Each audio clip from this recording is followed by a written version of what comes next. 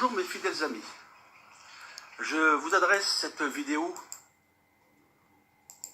de Paris, où je me trouve aujourd'hui, pour me rendre compte de l'étendue des dégâts que nous annonce la presse concernant l'incendie de la cathédrale Notre-Dame de Paris. Moi je suis comme saint Thomas, je crois en ce que je vois.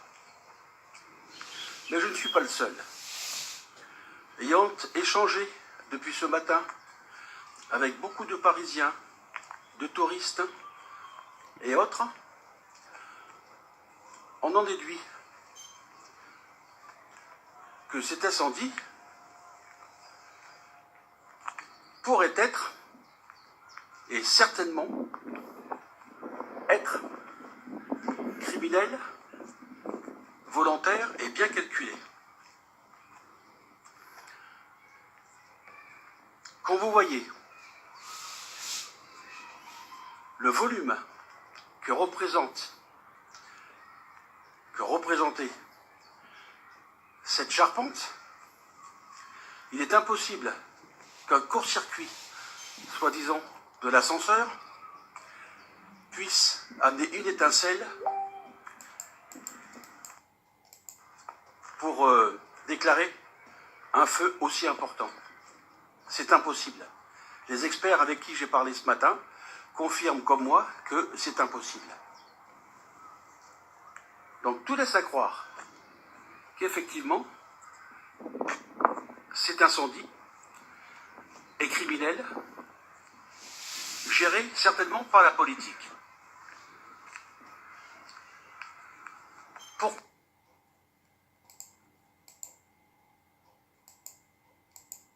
Pourquoi cette interrogation? Rappelez-vous, en début d'année 2018, la fameuse affaire Mamadou, le sauveur de Paris, qui a gravi donc 4 étages pour aller sauver un enfant suspendu qui était accroché par un harnais de sécurité et qui était tenu sur les côtés par des services de sécurité de l'Élysée.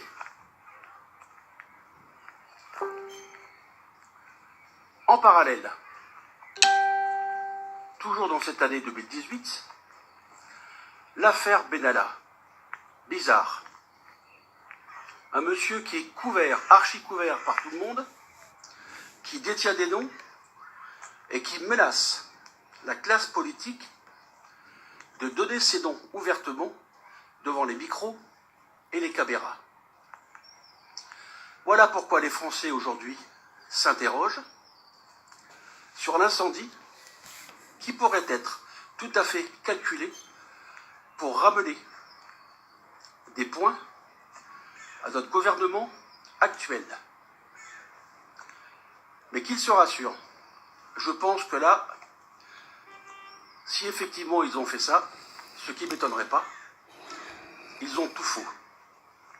Ils ont vraiment tout faux.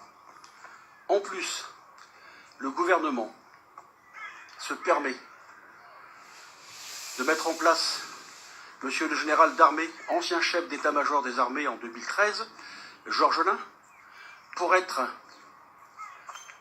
le responsable, maître d'œuvre, du suivi des travaux. Cela veut dire quelque part que M. Macron ne fait plus confiance aux civils spécialistes. Voilà mon analyse à chaud, étant sur place ici, à Paris, pour prendre la température, comme l'on dit, et la vérité. À très bientôt. Major Patrick Nicole, candidat strasbourgeois à la présidentielle 2022. Merci de votre écoute. Au revoir. Alors moi, j'adore totalement. Alors, vraiment, d'ailleurs, étant fille de militaire, ça, alors là, je ne laisse pas passer. Je suis heureuse de vous le faire voir.